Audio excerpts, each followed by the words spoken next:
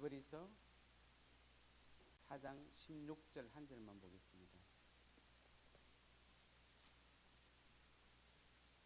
히브리서 4장 16절 한 절. 우리 오늘 같이 나오신 분들은 같이 한 목소리로 히브리서 4장 16절 같이 하겠습니다. 그러므로 우리는 긍휼하심을 받고 때를 따라 돕는 은혜를 얻기 위하여 은혜의 보좌 앞에 담대히 나아갈 것이니라. 아멘. 예, 오늘 제목은 긍휼과 은혜 차이.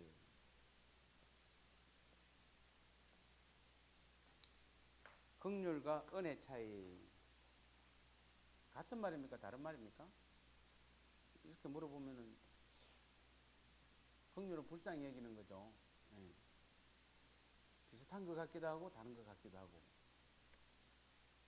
우리가 이 처음 예수 믿고 나서 은혜 받고 나면은 대부분 그때는 신앙이 굉장히 순백처럼 순결해서 굉장히 아름다운 신앙이죠. 처음에 우리가 예수님 믿었을 때 보면 대부분. 근데 이제 문제가 뭡니까? 시간이죠. 시간이 지나면은 더 성숙해야 되는데 시간이 지나면은 점점 신기하죠. 우리가 신앙이라는 사람들이 신앙인이 처음에는 순결했습니다. 그러다가 시간이 점점 지나면은 이 신앙인이 순결한 상태 시간이 지나면 어떻게 해야 됩니까? 더 성숙한 신앙인이 돼야 되는데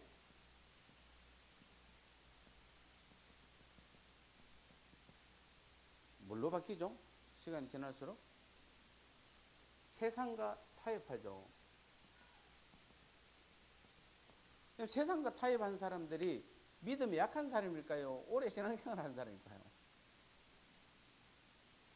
어떻게 보면 쉽게 보면은 우리가 처음 믿어서 얼마 안 된 사람이 신앙이 약해서 세상과 타협할 것 같은데 실상은 냉정하게 보면은 신앙생활 오래 한 사람이 오히려 세상과 처음에는 순결했는데 점점 세상과 타협을 하게 됩니다.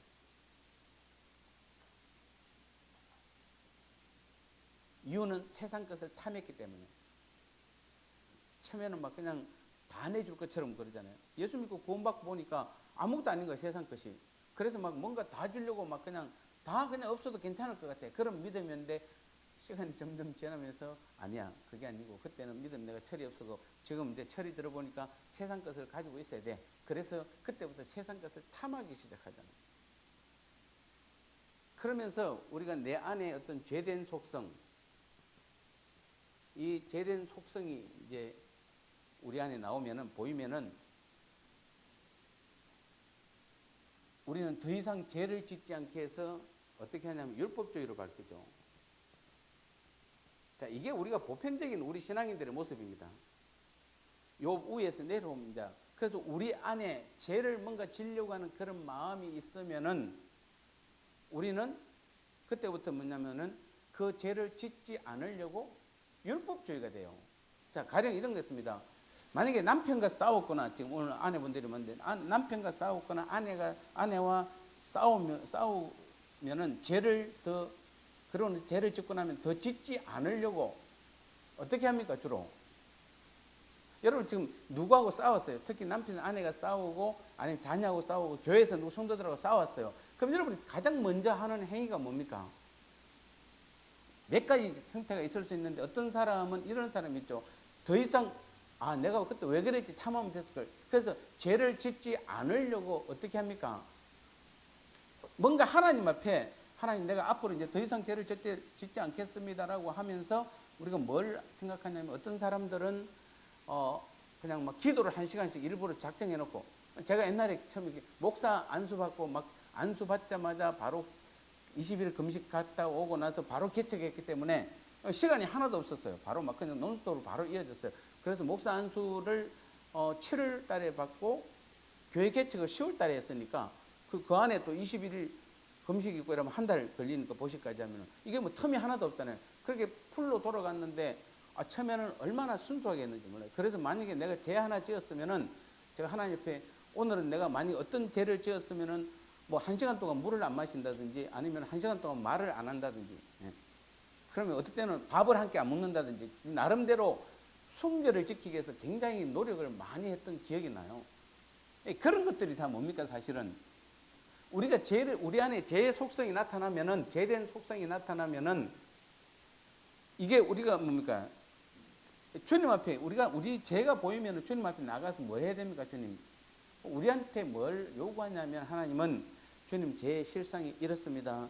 저를 불쌍히 여기시고 용서하여 주옵소서라고 우리 죄를 고백하면 되는데, 우리는 그 죄를 어쩌면 숨기려고, 그리고 내 죄에 대한 책임을 내 스스로 해결하려고 뭔가를 해요. 하나님 앞에. 그게 굉장히 거룩해 보이잖아요. 야, 저 사람은 죄를 한번 짓지만은 정말 뭐 며칠 금식을 한다든지 뭐 기도원 간다든지 뭐 이렇게 해가지고 뭔가 여러분이 지은 죄에 대한 책임을 지려고 그래요. 근데 사실은 뭡니까? 어쩌면 죄를 통해 내 안에 어떤 더러운 것을 폭로하는 것은 성령의 역사예요. 성령께서 우리로 하여금 죄된 나의 죄의 속성을 통해서 내 죄를 보게 하는 것이에요. 우리는 죄를 봐야 뭐죠? 회개하잖아요. 근데 우리는 그 죄를 뭐 한다? 지금 감추려고 하는 것이에요. 그러면서 스스로 책임을 지려고 그래. 그게 아까 말한 율법주의예요. 근데 성령의 역사는 뭐다? 죄를 통해서 내 안에 죄를 스스로 보게 만드는 거야. 네가 거룩하다고 그랬잖아. 근데 네 보니까 봐봐. 네 아내한테, 네 남편한테, 성도한테 누가 조금만 뭐 하니까 그저 그냥 세상에서는 여러분 표 안 나요. 잘. 세상 나가서 여러분 예수 믿는 사람이라고 딱 내세우면은 여러분 웬만큼 해가지고 화 안 내잖아요. 참잖아요. 손해 보잖아요. 근데 가정에서나 교회에서는 안 그렇잖아요. 그래서 조금만 손해 보면은 난리죠. 난립니다. 막 그냥 부풀려가지고, 이제 심지어는 더 부풀려가지고. 그리고 그 죄를 짓게 한 사람은 결국에는 뭡니까? 그 죄를 또 감추려고. 그러니까 주님께서 원하시는 것은 내 안에 있는 성령의 역사는 뭐 하는 것인데, 끊임없이 나를 통해서 뭘 발견하게 하는 겁니까? 죄를 발견하게 하는 것이에요. 여러분, 율법이 하는 역할이 뭡니까? 자꾸 여러분, 율법이라니까 말씀이죠. 말씀이 우리에게 주는 역할이 뭐죠? 우리를 거룩하게 만드는 것은 맞지만은, 거룩하게 만들려고 그러면 우리 안에 뭐가 없어져야 거룩해지는 겁니까? 죄가 없어져야 되잖아요. 죄가 옛날에는 100이 있으면은 이제는 90으로 줄어드는 거예요. 말씀이 해주는 것은 우리로 하여금, 그것은 우리 구약으로 보면 율법이라는 거죠. 그러니까 율법이나 말씀들은 우리로 하여금 죄를 점점 줄여가야 되는데, 줄여가려고 그러면 죄가 드러나야 되잖아요. 아니, 드러나야 줄이지. 근데 우리는 죄를 자꾸 감추려고 하는 것이에요. 그게 율법주의예요. 그러면서 그 죄의 대가를 자기가 책임지려고 뭔가를 하는 것. 이런 사람들이 다 율법주의자입니다. 그러니까 여러분, 우리는 죄를 지으면 어떻게 해야 됩니까? 싸웠어요. 누구한테 잘못했어요. 제가 드러났어. 어떻게 해야 됩니까? 주님, 제가 제 모습이 이렇습니다. 내가 지난주까지만 해도 내가 정말 나름의 변화가 된 것 같고 거룩했는 줄 알았는데, 어떤 상황이 가니까 또 내 이런 죄가 나옵니다. 주님, 내가 이렇게 악합니다. 주님, 내 죄를 용서해 주옵소서. 우리는 주님 앞에 엎드려 기도하는 게 필요한 것이에요. 고백하는 게 필요한 것이에요. 죄에 대한 책임을 지려고 다른 거 하려고 하지 마세요.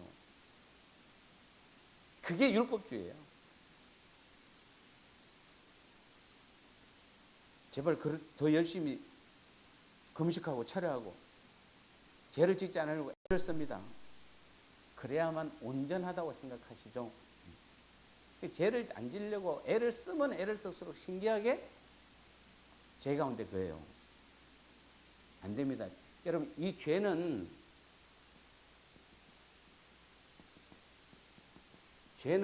내가 이길 수 없어요. 절대 못 이깁니다. 죄는 누구의 지시를 받습니까? 사단이고 악한 영이잖아요. 악령. 이들의 지시를 받기 때문에 우리가 뭐 사단을 우리 힘으로 뭐 이깁니까? 성령께서, 다시 한번 내 안에 있는 성령께서는 날마다 무엇을 원하냐면은 내 죄가 드러나는 것을 원하세요. 그리고 내 죄가 드러나는 게 성령의 역사예요.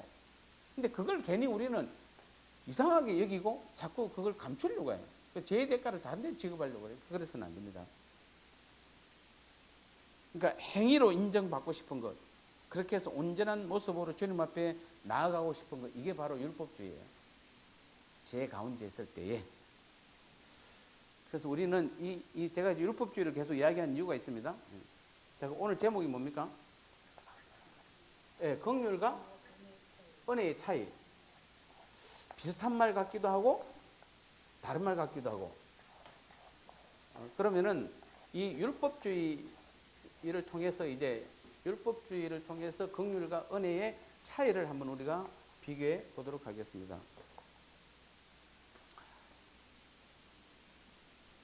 율법주의에 빠진 사람들은 긍휼과 은혜를 구분하지 못합니다. 그래서 자기 몸을 혹사해요.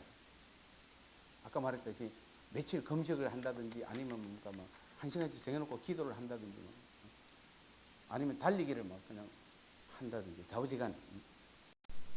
자, 히브리서 오늘 4장 16절은 뭐라고 되어 있습니까? 자, 우리는 긍휼하심을 받아 때를 따라 돕는 은혜를 받게 하여 은혜의 보좌 앞에 담대히 나아갈 것이니라. 자, 여기에서 그래서 긍휼은 구약적 개념이라면은 은혜는 신약의 개념입니다. 틀리죠? 그러니까 긍휼은 뜻이 말하는 긍휼이라는 것은 구약 개념이니까 죄의 용서예요. 죄를 용서받는 것이에요. 근데 은혜는 뭘까요? 죄의 용서에 더하기 죄를 극복할 수 있는 극복하는 능력까지 받는 것이에요. 하나가 더 플러스 되죠. 차이를 아시겠습니까? 긍휼은 단순히 뭐 하는 것이다? 죄에 대한 용서예요. 자, 그래서 여러분이 구약을 읽어보면 어떻습니까? 구약 이스라엘 백성들 보면 답답하죠. 여러분 입장에서 보면 답답하죠. 아니, 한 번 죄를 지었고 하나님 앞에 한 대 맞았으면은 나 같으면 빨리 정신 차리겠다. 근데 이상하게 정신을 못 차리잖아요. 심지어는 하나님이 그렇게 하면은 멸망시킨다고 해도 정신 못 차려요. 그럼 결국엔 다 북이스라엘 남유다 다 멸망당했어요. 우리가 볼 땐 되게 답답해요. 근데 실제로는 그들은 뭐밖에 못한다? 그때는 긍휼이 있기 때문에 즉 죄의 용서는 받을 수 있지만은 은혜는 죄의 용서에다 플러스 뭐죠? 죄를 극복할 수 있는 능력까지 함께 주는 것이에요. 그러니까 우리는 지금 구약이 아니고 신약이잖아요. 그럼 우리는 단지 하나님 앞에 아까 제가 앞부분에 서두를 이야기 길게 한 이유가 뭐냐면은 내가 어떤 죄를 지었으면은 우리는 죄를 용서받는 것으로 끝나는 게 아니잖아요. 물론 여러분이 아까 죄를 지었을 때 주님 내가 잘못했습니다라고 하면 하나님 용서해 주시는 하나님이세요. 근데 우리는 그걸로 끝내는 거 그건 긍휼이에요. 근데 우리는 구약의 성경에 머물러서는 안 되잖아요. 어디로 나가야 된다? 신약에 지금 현재 우리한테 나가려면 은혜로 나가야 되잖아요. 그 은혜는 무엇이다? 내 죄를 용서받을 뿐만 아니라 그 다음 한 단계 더 나가서 어디까지 나가야 된다? 내 죄를 극복할 수 있는 능력까지 받는 것이에요. 굉장히 큰 차이가 나죠. 또 우리는 지금 근데 많은 사람들이 여기에 머물 뿐 긍휼에 이 구분을 못하니까 특히 율법주의자들은 이 긍휼에다 묶여 있어요. 그래도 여기서 이 죄를 그냥 죄를 드러나게 안 하려고 그냥 근데 우리는 죄를 많이 드러낼수록 우리는 그 죄를 이길 능력을 점점 더 갖게 되는 것이에요. 작년에는 몰랐는데 이 죄에 대해서 이기는 걸. 작년에는 무조건 당했는데 올해는 하나님께서 내게 그 은혜가 임하면은 그 죄를 이길 능력까지 허락해 주시는 것이에요. 그래야만 우리가 뭐 한다? 죄를 더 이상 짓지 않게 되는 것이에요. 여기서 뭐 죄를 지놓고 여러분 막 그냥 금식하고 철회하고 뭐 성경 1시간씩 정해놓고 읽고 뭐 달리기 하고 뭐 정해놓고 그렇게 한다고 해서 죄를 이길 수 있느냐면은 전혀 안 돼요. 그러니까 5년이고 10년이고 20년이고 20년 전에 회개했던 거 똑같이 지금도 하고 있어. 이게 정말 미련한 것이에요. 우리는 아니 뭔가 달라져야지. 사람이 달라져야지. 근데도 계속 같은 죄를 반복하고 또 죄를 회개하고 반복하고 죄를 회개하고 그건 여러분이 긍휼 아래에 있어서 그래요. 죄는 용서를 회개하니까 용서는 당연히 받죠. 근데 뭔 못한다? 죄를 이길 능력까지는 못 받는 것이에요. 로마서 6장 14절 한번 보세요. 로마서 6장 14절에 보면은 자, 죄가 너희를 주장하지 못하리니 보세요 한번. 예. 이는 너희가 법 아래 있지 아니하고 은혜 아래 있음이라. 자, 분명히 뭐라고 되어 있습니까? 거기 로마서 14절에 보면은 은혜 아래 있으면은 뭐가 우리를 주장하지 못한다? 죄가 우리를 주장하지 못한다고 되어 있죠. 예. 이게 은혜예요. 근데 긍휼은 뭐 한다? 끊임없이 죄가 우리를 이끌어가는 것이에요. 그래서 죄에 끌려다니는 것이에요. 끌려다니면 그때가 맞아. 그러니까 쉽게 말하면 이런 겁니다. 그 예를 굳이 든다라면 깡패한테 맨날 맞는 거예요. 맞으면 또 오늘 또 치료하고 또 이따가 내일 학교 가고 또 맞고 또 치료하고. 근데 은혜는 뭐 하는 것이다? 한 대 맞았는데 그 다음부터는 내가 이길 힘을 가지는 것이에요. 어제는 네가 나 때렸지. 이제는 내가 너를 때릴 힘이 있는 것이에요. 그러니까 우리는 자꾸 여러분이 뭔가 죄 가운데 막 자꾸 죄한테 지고 이러면은 생각하셔야 돼요. 뭘 생각하라? 내가 지금 긍휼 아래만 있는 것이 죄 용서만 받았지 죄를 이길 능력까지는 못 받은 것이에요. 그래서 은혜 안으로 나가야 돼요. 은혜 안에 나간다는 건 아까 뭐라 그랬죠? 여러분 죄를 지면은 뭔가 하려고 하지 말고 뭐 하라? 하나님 앞에 그냥 엎드리셔야 돼요. 주님, 또 내 죄가 이렇게 드러났습니다. 내가 이거 없는 줄 알았는데 나도 이렇게 드러났습니다. 주님 용서해 주옵소서, 도와주세요. 주님의 은혜로 이 죄를 이길 수 있게 해주세요라고 우리는 반드시 두 가지를 하셔야 돼요. 지금 우리는 뭘 하라? 죄의 용서도 구해야 되지만 그 죄를 이길 능력까지 달라고 반드시 기도하셔야 되는 거죠. 그게 은혜예요. 그래서 우리는 지금 긍휼 아래에 있는 것이 아니고 어디 아래에 있다? 은혜 아래에 있는 것이에요. 그렇습니다. 주님이 우리에게 와서 베푼 게 은혜인데 왜 우리는 이 은혜를 구약에서 자꾸 우리는 구약 성경을 볼 때 이렇게 해서는 안 된다는 거 깨닫는 게 훨씬 많아요. 따라가지 마세요. 그렇게 해서는 안 된다는 것을 깨닫는 것이에요. 그런데 이상하게 구약은 또 더 많이 따라가. 대부분 율법주의자들이거든요. 믿음이 있는 사람들이. 우리는 지금 긍휼이 아니고 은혜 아래에 있습니다.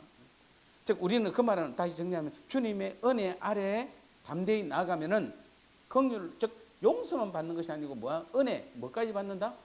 죄를 이길 능력까지 함께 받는 것이에요. 그래서 죄가 우리를 뭐하지 못한다?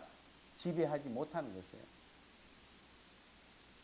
누구는 어떤 사람은 죄를 지배 어떤 사람은 죄가 지배했는데 어떤 사람은 죄가 지배받지 않는 거예요. 죄한테. 그 사람 두 개 차이는 뭐죠? 긍휼과 은혜 차이예요. 근데 우리는 긍휼을 구하지 말고 은혜를 구해야 돼요. 그래서 우리는 은혜의 보좌 앞으로 나가야 돼요. 이 은혜의 보좌라는 단어가 은혜의 보좌라는 것은 원래 이게 시연소라고 그러죠. 시연소. 속죄소라고 그럽니다. 이렇게 하면 어렵죠?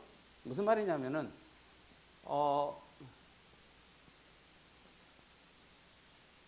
제가 그림을 못 그리겠는데 법궤에 보면은 이렇게 돼 있죠. 법궤의 양옆에 누가 천사가 그룹 천사가 이렇게 받치고 있잖아요. 이 중간 여기가 시연소고 속죄소예요. 여기가 옛날에 구약 때는 여기에서 하나님께서 나타나셔서 죄를 용서해 준 곳이에요. 그래서 우리는 여기를 속죄소 시연소라고 하는데 이게 신약에 와서는 뭘로 바뀌어버렸다? 은혜의 보좌로 바뀌었어요. 은혜의 보좌. 그래서 사실은 여기가 누굴까요? 신약 우리는 예수님이에요. 예수님 아니에요. 그래서 우리는 은혜의 보좌 앞에 나간다는 게 바로 주님 앞으로 나가는 것이에요. 우리의 죄만 용서해 주신 분이 아니라 주님은 그래서 우리는 자꾸 십자가의 주님만 생각하면은 십자가의 주님은 우리의 죄를 용서해 주신 분이세요. 그런데 부활하셔서 다시 성령으로 우리 안에 오신 분은 어떤 분이다? 그래서 그리스도 예수님이 아니라 주님 그분은 어떤 분입니까? 우리 계속 그분은 은혜의 보좌예요. 그분 자체가. 그래서 우리에게 죄만 용서해 주시는 분이 아니라 우리로 하여금 죄를 이길 능력까지도 함께 주시는 분이세요. 왜냐하면은 우리가 죄를 이길 수 있다는 것은 내 능력이 아니고 내 안에 누가 계시기 때문에 주님이 계시기 때문에. 주님이 계시기 때문에. 그래서 우리는 자꾸 우리가 지금 강조하는 게 예배를 통해서 하나님께서 계속 강조하는 게 요 근래 지금 계속 2, 3주 동안 계속 뭘 강조했습니까? 예수님 그분은 나의 주인이라는 거잖아요. 구주라는 거. 예. 그걸 계속 지금 3주 동안 강조하고 계신 것이에요. 근데 그 이유가 뭐냐면 왜 우리가 주님을 주인으로 모셔야 되냐면은 이 오늘 이 죄 문제만 보더라도 주님이 내 삶의 주인이 되어주시면 그 자신이 은혜의 보좌이기 때문에 우리는 그 주님을 주인으로 모신 사람은 죄를 용서만 받는 것이 아니라 어디까지 나아간다? 죄를 이길 능력까지도 함께 받는 것이에요. 왜냐하면 죄가 우리는 이길 수 있어도 누구는 못 이긴다? 주님은 못 이기잖아요. 예수님은 못 이겨요. 근데 그분이 어디 계십니까? 내 안에 계세요.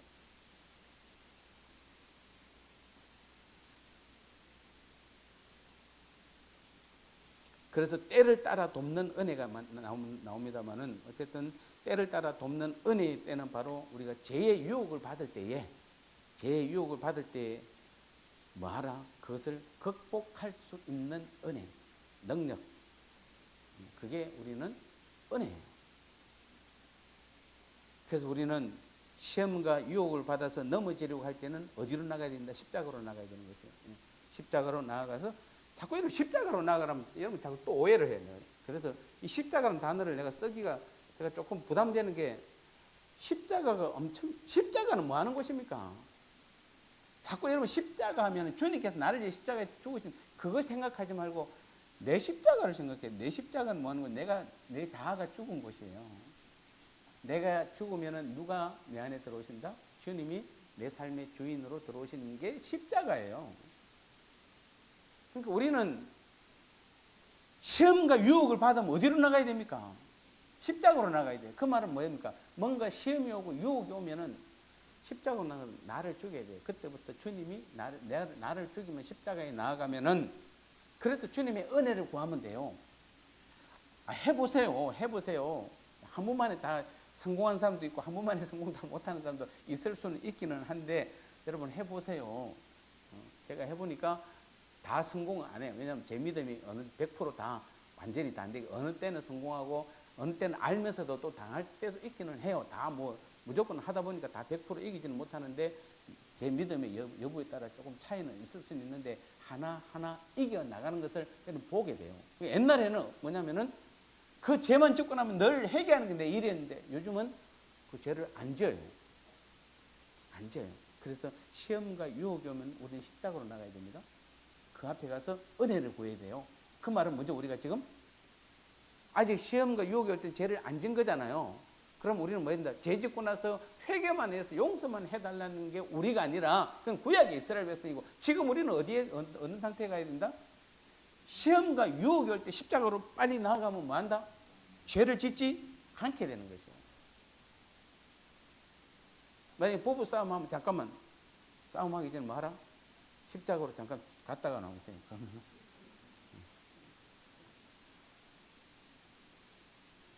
그러니까 여러분 사실은 이런 개념으로 보면 교회에서 어떤 문제가 일어나면은 어떤 분이 저번에 저한테 술, 담배에 대해서 전화하고 물어봤어요. 그것도 있고 또 용인에 있는 모교회 목사님이 여전사님하고 바람났잖아요. 그래서 이제 그게 들켜서 이제 그만 사표 내겠다 했는데 또 안 내고 있잖아요. 냈다 뭐 안 냈다 뭐 그래서 지금 왜냐면 교인들이 투표하니까 우리는 뭐 필요 없다. 그래도 우리는 우리 담임으로 모시겠다. 뭐 그렇게 해서 저는 그래서 저한테 그걸 묻는 거예요. 어느 것이 올바른 것인가. 그래서 저는 우린 죄에 대해서는 우리가 평가할 그건 없어요. 다만 공동회를 통해서 만약에 투표를 하면 내가 행사를 할 수는 있습니다. 근데 우리는 죄에 대해서는 여러분 모든 것은 다 서로가 약하면 일단 인정해 주셔야 돼요. 저는 그 목사님이 단지 잘못했다는 것은 스스로 은퇴하겠다고 발표를 해버렸으면 은퇴해야 돼요. 그리고 나서 다시 교회가 모시는 건 있을 수 있는데 또 다른 목사님이 끼어서 거기다 대고 또 뭐 투표해가지고 뭐 또 가반수 넘어서 또 남고 뭐 이렇게 하면 이제 골치 아파지는 건데 사실은 저는 만약에 여러분이 그런 상황이라면 제가 또 그런 것뿐만 아니라 또 다른 제도 우리가 있잖아요. 만약에 제가 여러분이 혹시 술 먹는 거 보면 어떡할 겁니까? 강동구 어디선가에 내가 여러분 지나가는데 우리 목사님 술 먹고 있네. 그러면 저 쫓아낼 겁니까? 여러분 죄송하지만은 바람도 나쁜 죄고 술도 담배도 뭐 안 좋은 죄는 맞습니다. 그런데 실제로 여러분이 정말 큰 죄는 여러분 자신이 주인된 죄예요. 주님을 구주로 믿지 않는 죄예요. 그거는 100에 99예요. 술 먹는 건 1밖에 안 돼요. 만약에 술 먹는 게 그렇게 큰 죄라 그렇다고 제가 술 먹으라는 얘기 아니에요. 한국에서는 술, 담배는 우리가 죄의 개념으로 깊이 인식하기 때문에 그 자체는 존중해 줘야 돼요. 그러나 더 큰 죄는 우리가 뭐 해야 된다? 여러분 술 먹고 담배 피우는 것보다 더 큰 죄가 뭡니까? 여러분 마음대로 여러분 생활 사는 것이에요. 죄를 지어놓고 오늘따라면 죄를 지어놓고 죄 용서만 구하는 것이에요. 긍휼 안에 나가는 것이에요. 정말 우리는 어디까지 나가야 되는데 우리에게 이 은혜가 얼마나 좋은 겁니까? 주님이 우리한테 뭐라고 그랬습니까? 옛날에 구약에는 너희가 죄를 지면은 짐승을 가지고 오면 그 짐승의 피를 잡아서 우리 죄를 용서해 줬잖아요. 짐승의 피는 죄를 용서해 주지만 우리 예수님의 피는 뭐 한다? 죄를 용서해 줄 뿐 아니라 어떻게 한다? 죄를 이길 힘까지 능력까지 주는 피가 예수님의 보혈의 피예요. 우리가 여러분 예수님 보혈의 피 고백하면서 맨날 머릿속에 지금 뭐만 생각합니까? 내 죄를 용서해 주신 줄. 그거는 반도 안 되는 거예요. 3분의 1밖에 안 되는 거예요. 용서하면 또 그 다음에 또 죄 짓건데. 여러분 죄를 한번 용서해 주는 게 낫습니까? 아니면은 안 짓는 게, 더 이상 안 짓는 게 낫습니까? 안 짓는 게 훨씬 낫죠. 그러니까 우리는 은혜 안에 사는 사람들이에요. 아시겠죠? 하나님께서 우리에게 은혜를 주셨어요. 주님 우리에게 날마다 은혜를 베풀어 주세요. 그것은 오늘 죄의 개념으로 본다면은 우리에게 죄를 이길 힘까지 용서와 힘까지 함께 준다는 거예요. 예수님도 그래서 유혹을 받고 그것을 극복하기 위해서 하나님께 은혜를 구했습니다. 여러분 예수님은 하나님의 본체시지만은 세상에서는 인간으로 사셨잖아요. 신성을 사용하지 않으셨어요. 만약에 이 땅에서 예수님께서 신성을 사용했다면 그분은 우리의 삶의 모델이 될 수가 없어요. 원래 하나님이니까. 원래 하나님인데 뭘 이렇게 하면 그분은 우리의 본이 될 수가 없어요. 그런데 그분은 이 땅에 오셔서 신성을 사용하자. 그럼 오병이어는 신성이잖아요. 아니에요. 믿음이에요. 여러분 죽은 자를 살린 것도 믿음이에요. 예수님만 죽은 자를 살렸습니까? 엘리야도 살렸는데. 귀신을 쫓아내는 거 믿음이에요. 예수님 신성 사용하지 않으셨어요? 신성 사용했으면 십자가에서 매달리긴 왜 매달립니까? 십자가 한 바퀴 그냥 한 두 바퀴 달고 돌리고 집 던져놓고 그냥 보란 듯이 야 다 나와 이래가지고 데리고 내려가면 얼마나 당당합니까? 신성 사용하지 않으셨어요. 인성으로 사셨어요. 인성과 신성을 가지고 계셨지만은 그래서 그분도 하나님께 은혜를 구한 것이에요. 우리도 지금 우리에게 필요한 것이 뭐죠? 지금 우리에게 필요한 건 속도가 아니고 은혜예요. 도망가는 게 아니고 은혜예요. 그래서 누가 보면 2장 40절에 보면 아이가 자라며 강하여지고 지혜가 충만하여 하나님의 은혜가 그 위에 머물렀더라. 하나님의 은혜가 한 사람 위에 부어지면 어떤 일이 벌어집니까? 로마서 6장 14절 아까 뭐죠? 죄가 너희를 주장하지 못하리니 이는 너희가 어디 안에 있으랍니까? 은혜 아래에 있습니다. 죄 아래에 있지 아니하고 은혜 아래. 그래서 우리는 죄가 더 이상 주장하지 못하는 것입니다. 예수님은 어려서부터 하나님의 은혜가 그 위에 머물렀어요. 자, 우리는 예수님이 어려서부터 하나님의 은혜가 머물렀다는 것을 우리와 적용하면 어떻다는 겁니까? 우리가 예수 믿고 난 그날부터 우리 위에는 뭐가 머문다? 하나님의 은혜가 머무는 것이에요. 그래서 우리는 여러분이 지금도 다시 정리하면은 여러분이 아직도 죄를 짓고 뭔가를 하려고 아까 율법주의 처음에 있잖아요. 뭐 금식하고 철야하고 뭔가를 하려고 하는 사람은 여전히 긍휼 아래 있는 것이에요. 죄는 용서는 받아요. 그렇게 하면은 그러나 또 그 다음에 또 죄를 또 짓게 되는 것이에요. 계속 그 죄에 끌려다니는 것이에요. 10년 동안 끌려다니고 20년 동안 끌려다니고 어떤 사람은 죽을 때까지 끌려다간다. 우리에게는 하나님의 은혜가 있는 거예요. 은혜를 받은 사람들이 우리는 기억하십시오. 그래서 죄가 예수님을 다스리지 못했듯이 우리도 죄가 은혜 가운데 가면은 죄를 이길 능력을 함께 받는 것이에요. 이 고백이 은혜 안에서 이 죄 용서뿐만 아니라 그 죄를 극복할 수 있는 능력까지 받았다라고 고백하는 사람들이 바로 누구냐면은 산전수전 공중전 신앙생활을 다 겪은 사람들이 비로소 표현할 수 있는 단어예요. 근데 이상하게 신기하게도 이 예수님처럼 어릴 때부터 그 위에 은혜가 머물렀으면 좋겠는데 우리는 잘 안 돼. 아까 또 제가 처음에는 은혜 안에 머물렀다가 시간이 지날수록 더 은혜에 깊이 더 들어가야 되는데 세상 것에 점점 더 탐욕을 갖기 시작하면서부터 이제는 율법으로 다시 가버려요. 긍휼로 다시 가버려요. 그래서 지금 수많은 우리 한국 교회 성도들이 처음에는 은혜로 갔다가 지금 어디로 가 있다 대부분 다 긍휼로 다 가 있는 거예요. 그러니까 맨날 죄만 회개해요. 그러니까 그분들에게 가장 1년 중에서 가장 좋은 날이 뭐냐면은 고난주일이야. 그때 실컷 이제 울면서 그냥 죄를 고백해. 저는 고난주간이 없었으면 좋겠어요. 제 개인적인 생각이에요. 우리는 날마다 하나님의 은혜 가운데 거하는데 이미 주님은 2000년 전에 우리를 위해 십자가에 죽어주셨고 이제는 우리의 삶의 주인으로 우리와 함께 날마다 승리한 삶을 살기를 원하는데 맨날 그 고난에 왜 들어가니? 뭐 고난을 잊지 말라는 얘기가 아니에요. 제가 우리는 한 번 주님의 고난으로 이미 모든 것을 해결해 주셨잖아요. 긍휼이 아니에요. 은혜 안에 들어간 사람들이 이제는 우리는 죄를 용서뿐 아니라 죄를 이길 능력까지 받아서 날마다 죄를 이기며 승리하는, 그래서 하루 하나 점점 더 성장해가는, 이게 바로 우리가 뭡니까? 예배소 사진 그리스도의 장성한 분량이 충만하는 데까지 자라가는 것이에요.